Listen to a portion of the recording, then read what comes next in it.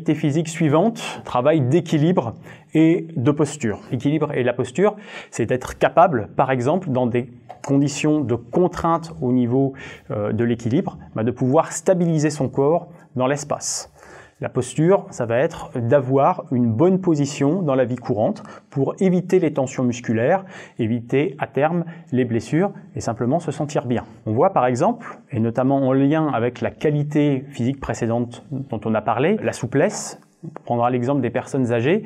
L'idée d'avoir un bon équilibre et d'avoir une bonne souplesse, ça va être pour les personnes âgées de limiter le risque des chutes et aussi de limiter la gravité aussi de leur chute. Prenons l'exemple d'une personne âgée qui manque de souplesse et manque de tenue.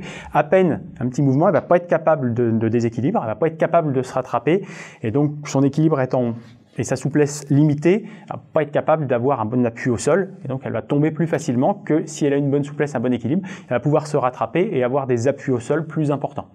Donc ce travail par exemple d'équilibre va être important à tous les niveaux. Il va être important aussi pour un sportif plus complet, pour éviter les blessures par exemple, de retrouver rapidement son équilibre, d'éviter des chutes. La posture, ça va concerner vraiment tout le monde. On a par exemple l'exemple vraiment du dos qui est problème de douleur qu'on retrouve très fréquemment dans la population.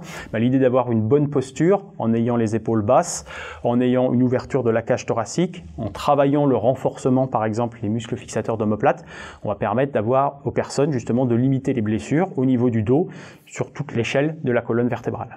Donc important de travailler ces qualités-là physiques d'une façon générale.